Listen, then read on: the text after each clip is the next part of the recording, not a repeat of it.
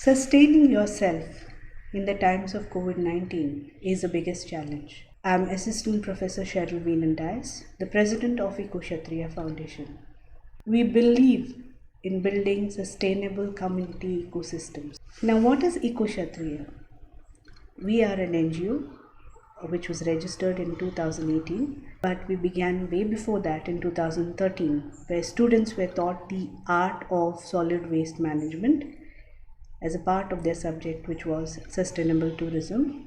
Later on, as we transitioned into Masters of Tourism and Travel Management, we conducted various activities like Clean Air Campaign, where the students were asked to prepare devices which could capture carbon emissions from chimneys as well as vehicles and also air purifiers. This was a successful event and it was reported in the leading newspaper. Very recently, the MTTM students also went to various schools across Goa and conducted demonstration on solid waste management. So we are actively participating in reducing the carbon footprint on Earth. Now that we have come to an era of COVID-19, the pandemic, which has affected the livelihood of many people, it is the best time to introduce some sustainable livelihood opportunities and entrepreneurship opportunities to you. So where can you do it and how can you do it? The first project that EcoKshatriya will be taking up is beekeeping. There are other two which I will be speaking about later. Beekeeping is also known as apiculture. It was well known even in ancient times. So the popular products bees are wax, propolis, pollen, royal jelly and bee venom. There are a lot of health benefits to it. Starting can be used as a natural sweetener for your beverages. You have other products in between which can be used for health and fertility purposes. Let us take a case of Shabana Patan. She is from Palampur in Gujarat. She started with 10 boxes which was provided to her by Khadi and Village Industries Commission. And this happened in the year 2018. In 13 months' time, she added 130 boxes. So she sells 1 liter of honey at the rate of 130 rupees. As per the last report, she was able to sell around 3,300 liters of honey and made a profit of 4,29,000. Let's see the feasibility of what Shabana has done as an entrepreneurship activity.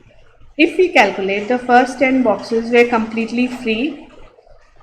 Each box would cost around 6,000. And if she has added 130 boxes, the cost would come up to 7,20,000, which is alarming to you. But that's not how it is. The KVIC scheme helps you to get 90% subsidy. She would have definitely applied for this, and self-investment works up to 72,000, which she can do it very easily by selling honey.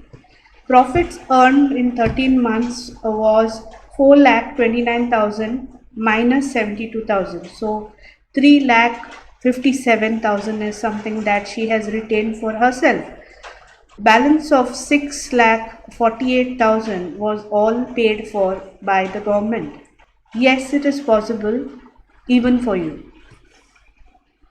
But you need to have the willingness, the attitude, and the ability to work hard. So let's look at the value and benefits. If you look at raw honey, it's 100 rupees per kg up to 800 rupees per kg. We're looking at wax in Poland, it is 600 rupees per kg and 1,200 rupees per kg. Interesting part is royal jelly and bee venom, which can be sold at 25,000 per kg up to 1 crore per kg. So you can just imagine the quality of the product, if it is good enough, can earn you this much of revenue. Is it possible by one person to do it?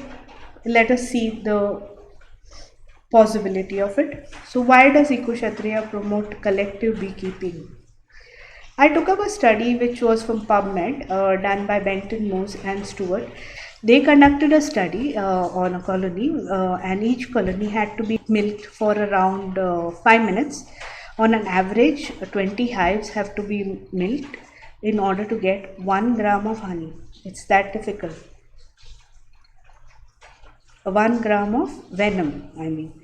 They also suggested that optimum quality of venom can be produced by 10,000 worker bees.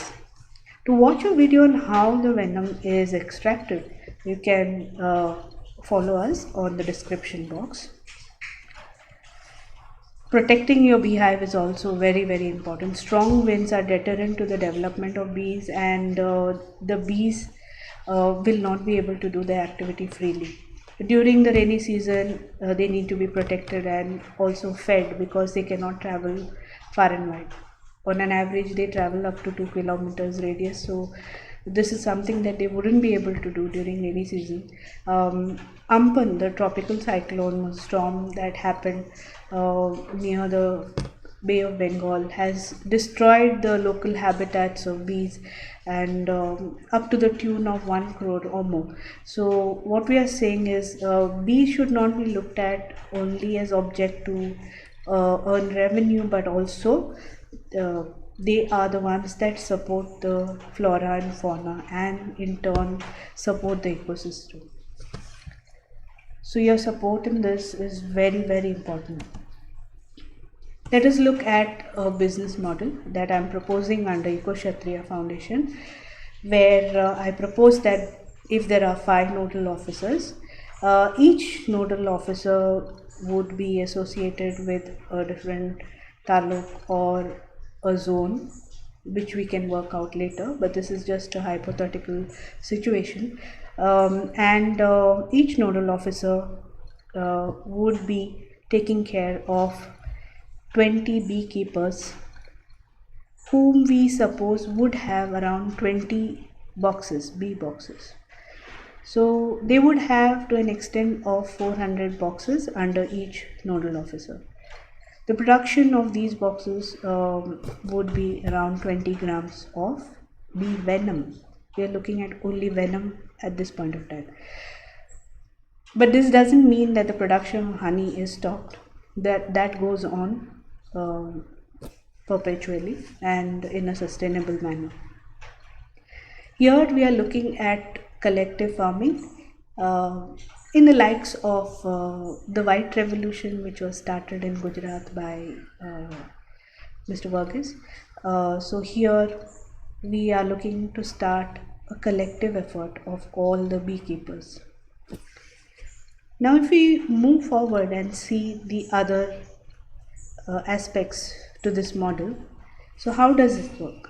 If there are only 5 nodal officers under EcoKshatriya and there are 20 beekeepers that report to him or her, the production from around, you can say, 400 boxes in 5 zones would be around from 2000 boxes will be around 100 grams, because each zone is providing 20 grams. So you have 5 zones, so this will be 100 grams. To scale this and get to 1000 grams, okay, or 1 kg, we need 45 nodal officers and a span of 20,000 boxes, approximately 1000 beekeepers who have 20 boxes each, but all may not have the space for keeping of 20 boxes. Maybe it will be less, so we need to increase the number of beekeepers as well. It depends. Now we are looking at a target of around 20,000 boxes across Goa. That's the time when we can reach that point of revenue generation. The revenue that is earned from the collection will be prorated as per the contributors and from beekeepers, the nodal officers, and so on. And all the activities will be carried out through EcoKshatriya.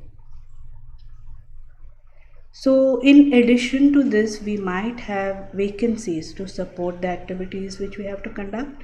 Such functions will be advertised consequently. Are you interested? Monsoon is not the right time to start with beekeeping. We need to wait for the fair weathers of October. So now it's time to start with free trainings and get one box so that you can have a hands-on experience with the bees. Minimum 15 interested candidates are required to conduct a training. This will be under the government scheme. If interested, provide your name and other details on Google form link, which is provided here as well as in the description box. And also you are required to drop in any kind of questions in the comment section. To join us, you need to fill up this form with your intent to become a nodal officer or a beekeeper. A nodal officer has to be a member of EcoKshatriya Foundation and has a basic joining fee of rupees 300 for lifetime membership and other monetary benefits, which will be shared with you as from time to time. Now, why are we charging? This will help us to, with the annual audits that we are doing on a regular basis. And beekeepers do not have any charges. We provide full support such as training, logistics in your area. So you're welcome to fill up the form as any of these roles and we can take it forward. Thank you for attending the session. Hope to collaborate with all of you. And I would now say stay home, stay safe. Thank you.